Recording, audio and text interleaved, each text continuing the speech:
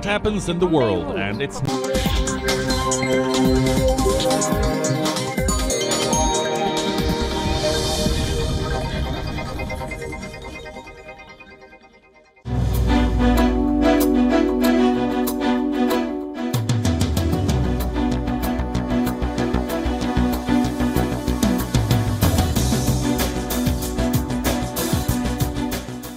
Hello and welcome to the West Asia Post. I am your host, Ghadi Francis, and I am back for the latest updates and stories from the world's most volatile region. This week has been a cruel week for West Asia. Over 100 people died in a terrorist attack in Homs, Syria.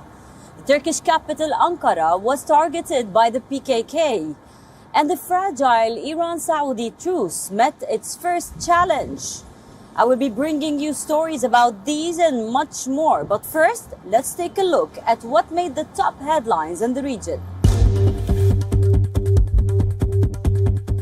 Iranian human rights activist Narges Mohammadi has been awarded the Nobel Peace Prize 2023 for her fight against the oppression of women. She has been arrested 13 times, convicted 5 times, and sentenced to a total of 31 years in prison and 154 lashes, said the Nobel Prize website.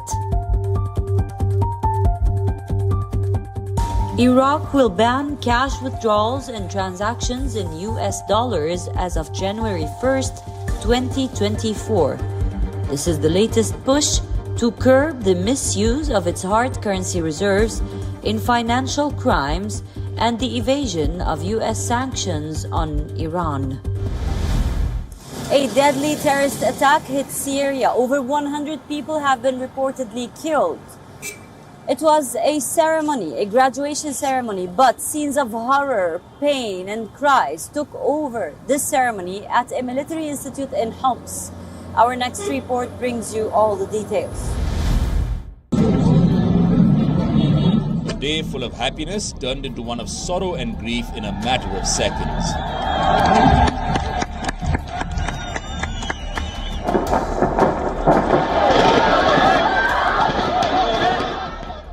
At least 112 people have been killed in the Syrian city of Homs.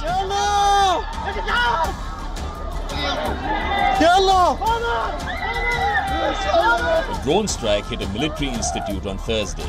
It happened during a graduation ceremony. Parents, teachers, spouses and siblings all were together to celebrate the big day. Instead, many of them fell to the deadly terror attack.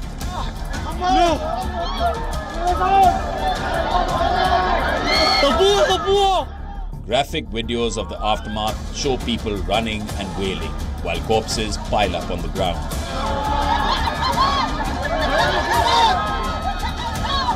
The death toll is expected to rise further as the wounded confront a life and death moment.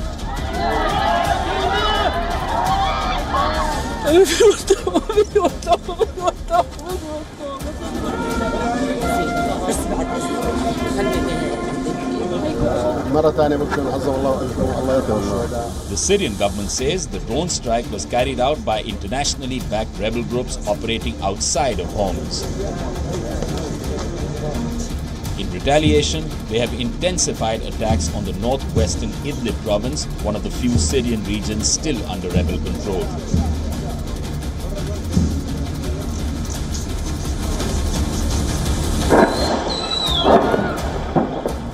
Over 20 villages were attacked.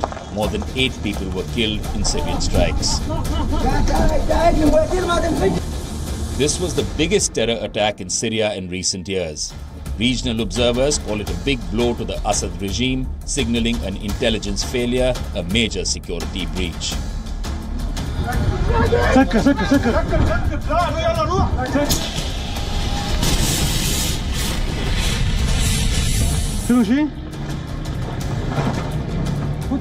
It happened just a short while after the defense minister had left the ceremony. Some reports say it targeted the VIP section of the event.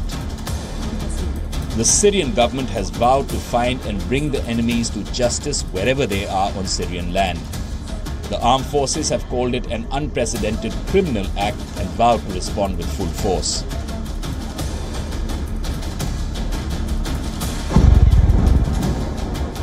The United Nations has also expressed grief.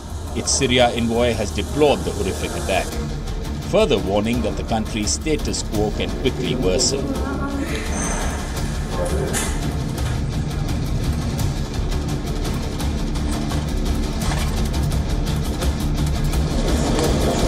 These were the final moments of graduation, where smiles were replaced by shrieks of horror. The young adults were supposed to graduate with tags on their chest. Instead, they became bodies wrapped in the Syrian flag.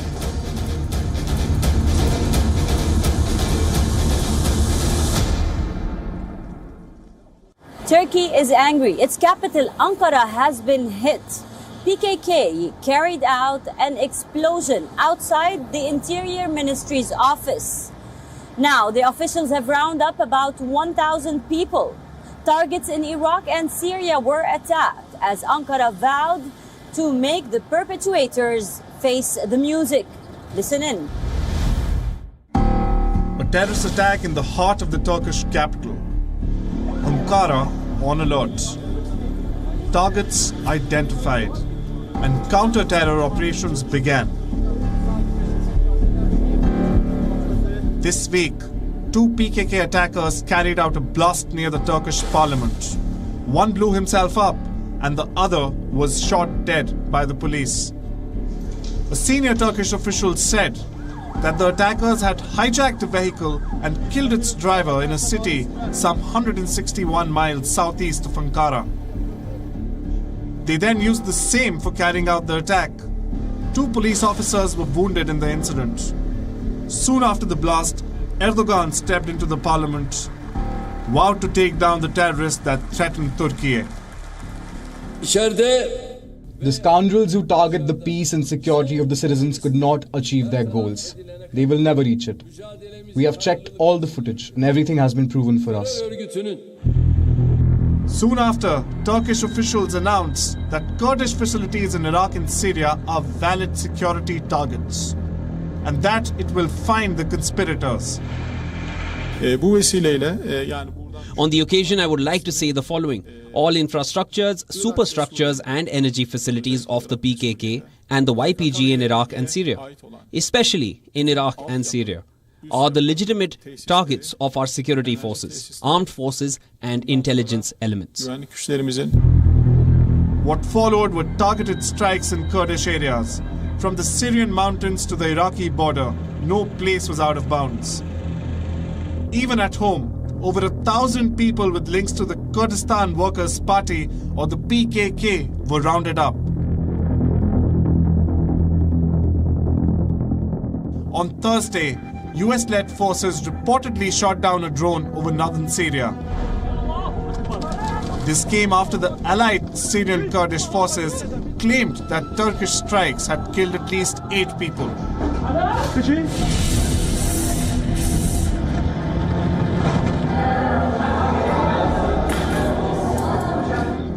Ankara, meanwhile, stepped away from the claims. The Turkish Defense Ministry said the drone shot down did not belong to them. In recent years, Turkiye has upped its cross-border incursions into northern Syria. Its target is the YPG militia. Ankara sees it as an affiliate of the PKK, now based in northern Iraq. The YPG is also an ally of a US-led coalition fighting the Islamic State. Western support for the group has often been a sticking issue between the countries and Turkey. The Iraqi defense minister visiting Turkey also expressed his country's reservations about the cross-border strikes. Thabet al-Abbasi relayed the government's intent to fight terror, but not at the cost of sovereignty. The Sunday strike was the first in the Turkish capital since 2016. Back then, a spate of deadly attacks had gripped the country. The PKK and the Islamic State together wreaked havoc that had become difficult to contain. But things got better soon as Ankara stepped up its battle against terror. At the center of its attack, like many others, is the PKK, a group branded as a terror outfit by Ankara. The PKK has Marxist-Leninist roots. It was formed in the late 1970s. Soon after its birth, the group launched an armed struggle against the Turkish government in 1984. They called for an independent Kurdish state within Turkiye. Till the 1990s, the group had rolled back its demands for a separate state. They instead called for more autonomy for the Kurds. To date, over 40,000 people have died in the conflict. Times change, but some things keep on happening. Now, a year after Mahsa Amini's death in Iran, a teenage girl is in coma after an incident took place in a Tehran metro station which may involve the country's morality police. Take a look. This is Armita Garawand. The 16-year-old looks like a regular teenager. But living in Iran, there's nothing normal about being a young woman in the country, especially when your short black hair are not covered by a headscarf.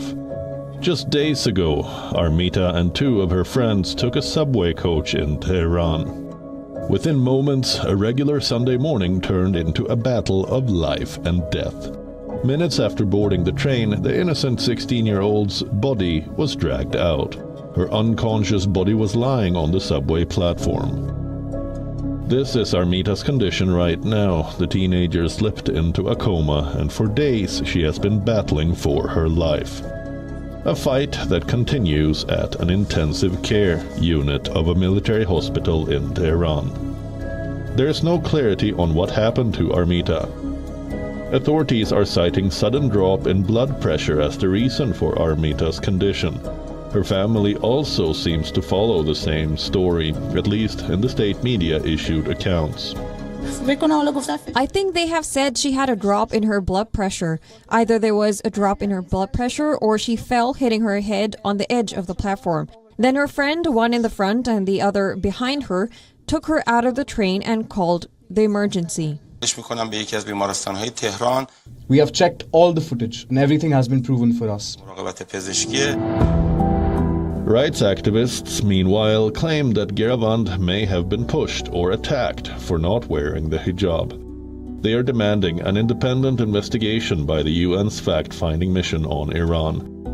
The activists claim that the Iranian regime used pressure on victims' families, and the coerced confessions were later aired by state TV. Iran's history of torturing and repressing women is no secret.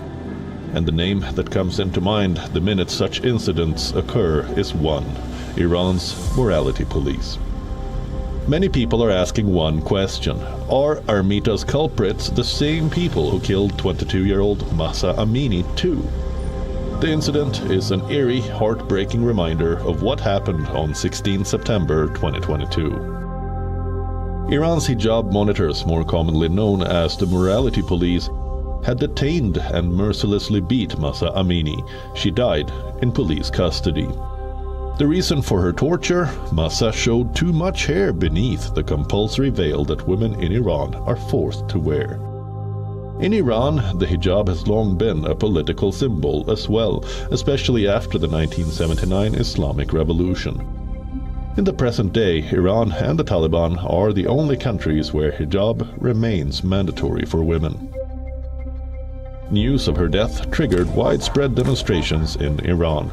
For months, the Islamic regime saw the largest ever anti-government protests in more than 40 years.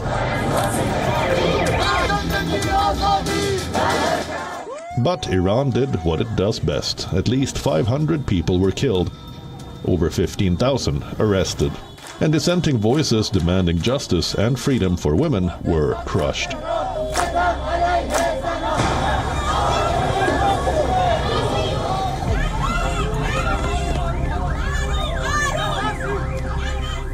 One year on, the morality police have struck again, barely 3 months after the group resumed public patrols to enforce rigid headscarf rules for women. Another young girl has been brutalized. Another woman exercising her choice has been sent to the hospital, and she is battling for her life. All because Iran's authoritarian regime has the supreme power to decide how women live. Geopolitics can be a spoil sport, quite literally actually. This week, Iran was supposed to host its second match against Saudi Arabia. But this was cancelled last minute as Al-Ittihad players refused to leave their locker rooms. Why? What happened? Listen in. On the 10th of March 2023, Saudi Arabia and Iran chose to put aside their differences and restore diplomatic relations. The two sworn enemies shook hands, claiming the betterment of the region. The historic Chinese brokered talks had a domino effect on the polity of West Asia. A flurry of truces followed. Cut to 8 months later, the differences that Riyadh and Tehran mutually put aside took center stage again. This time in a way of a football match. A Saudi soccer team made a last-minute withdrawal from an Asian Champions League match in Iran. It was due to the presence of the bust of a now dead Iranian general. Al-Ittihad refused to leave their locker rooms on Monday, effectively calling off the match with Iranian team Sepahan. The Saudi manager said that the players were opposed to the statue of an assassinated military commander, Qasim Suleiman, placed at the entrance to the pitch. They demanded that the statue be removed. The incident led to a major controversy in both nations. The two teams had recently started playing against each other. It was made possible by the rapprochement. Some reports indicate the Saudi team practiced on the same pitch just 2 days ago. Then too the statue was present, but no one raised objections. The statue, as per Iranian media and its players, has been present there for 3 years. General Soleimani ran the overseas arm of Iran's powerful Islamic Revolutionary Guard Corps. He was a blunt critic of the Saudi government and the ruling Al Saud family. Soleimani was killed in a US drone strike in Baghdad in 2020. The general is revered as a martyr by Iranian hardliners. Saudi perceives him as a terrorist for blackmailing militias in the Arab world. The league later stated that the match was cancelled due to unforeseen reasons, while Tehran said the match will soon be rescheduled. The incident can pose an early challenge to the infant truce. It proved many reservations right, that despite the rapprochement, both countries' profound differences remain. While both administrations have not yet intervened in the controversy, football fans in the country and region have raised their voices. For them, the matches came after a long break. The two countries did not play a single match against one another in over 7 years. The match was supposed to further normalcy in ties. Chants of Iran and Saudi fans were supposed to take over the stadium. But in the end, all that remained was proof of a long-standing belief that politics and sports don't go well together. And now to Lebanon, the country I am currently standing in. Now, year after year, ever since 2019, Lebanon has been reeling from an economic crisis. But now there is a new fear for Lebanese parents. They are fearing for the future of their children, struggling to make ends meet and having to choose between letting the water and the gas running in the house. Many, more and more, are putting their children in the public schools, which have been proven not really reliable. Take a look.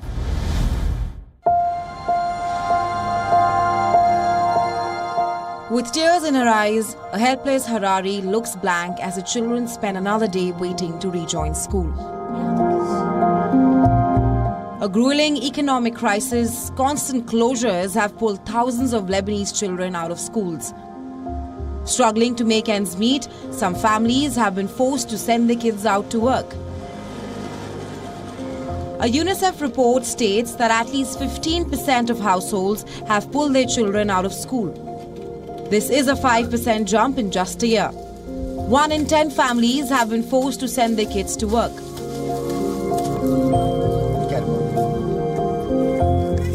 Lebanon's public institutions have been crumbling since the economy collapsed in late 2019. It has pushed most of the population into poverty and dealt a heavy blow to state schools. Public sector workers, including teachers, have repeatedly gone on strike. They are now demanding a raise. The value of their salaries crashed after the Lebanese pound lost more than 98% of its worth against the dollar. Public sector teachers in Lebanon earn the equivalent of $150 to $300 per month. Every human being dreams of having a better future, of living in a better country, better than what we are going through right now. Everything is expensive. Food is expensive, water is expensive, and all the prices are increasing. Diesel, gasoline, even bread. Prices for food and water are increasing. Nothing is cheap these days. We have nothing. The UN agencies say that for the last 4 years, children in Lebanon have experienced devastating disruption of their education. And most of these disruptions have been attributed to the economic crisis. The COVID-19 pandemic and the deadly 2020 blast that rocked Beirut's port as well. There's an education and learning crisis in Lebanon, particularly affecting the most marginalised children, those that rely on the public sector to provide safe learning opportunities. We know from UNICEF's rapid assessment in June 2023 that 15% of households have stopped the education of their children, and that's catastrophic for those children and also for families and the future of the country. We also know that increasing numbers of children, 1 in 10, have stopped education and are working. According to a recent Human Rights Watch report, Lebanon's education ministry has slashed the number of teaching days from 180 in 2016 to about 60 in the past 2 years. The reason cited is financial constraints. The non-profit group says that year after year, the ministry has failed to secure the funds needed for schools to remain open. That's all we have for you on this episode of the West Asia Post. I will see you next week with a brand new lineup, bringing you the latest updates, news and ground reports from the world's most volatile region. Until then, stay safe. I am your host, Ghadi Francis, signing off from Beirut, Lebanon. And for more global news, keep on watching WION World is One.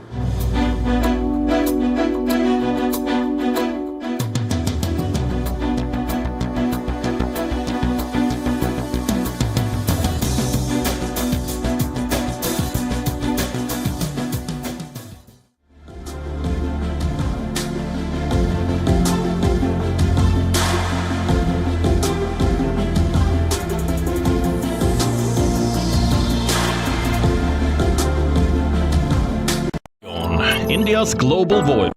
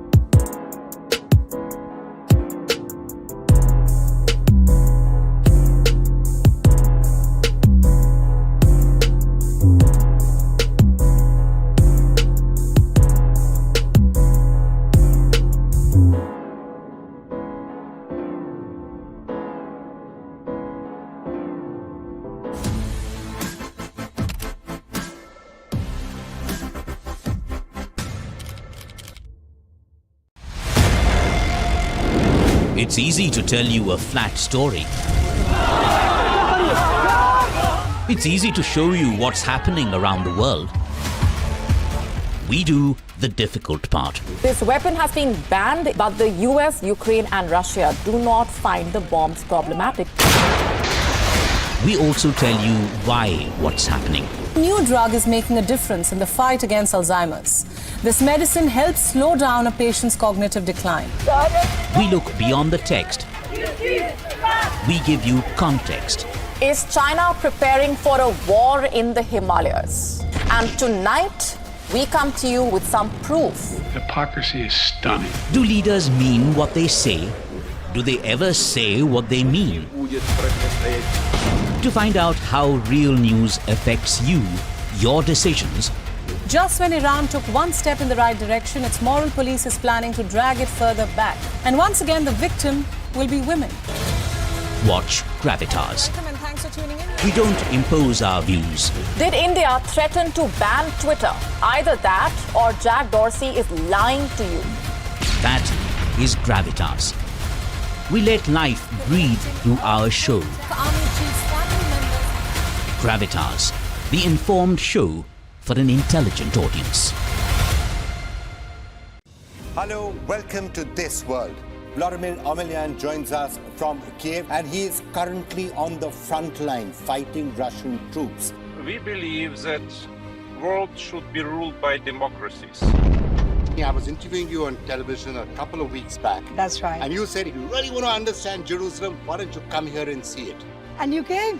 Here I am. Mass shooting after mass shooting after mass shooting. Why this cannot be fixed? There are 425 million guns in the United States, which is more than the population.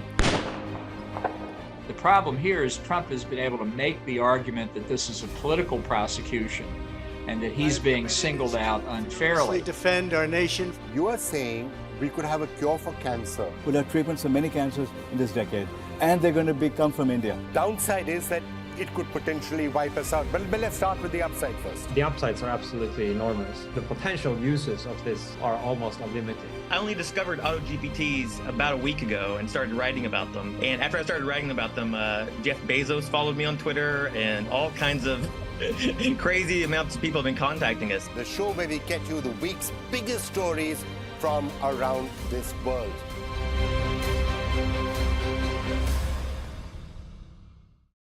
What is the India story? It's the story of the world's biggest democracy. We are developing the road infrastructure. In the end of 24, it will be equivalent to the road infrastructure of USA. We have now entered the growth phase.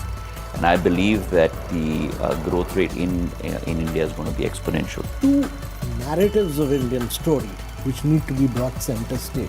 Every week, the India story will bring the most incisive analysis, the most authoritative voices. India will be a significant pole in the universe of AI going forward. India is walking tall, India's stature is different, India's voice is being heard. And the biggest newsmakers. This is just a start. Tokyo, we won one bronze. Paris, we won a rocket. Good to see that, women cricket is getting more excited and everybody is looking up to that. And these stories need to be told. And they are guided by the compass of their conscience. From India, for the world, the India story.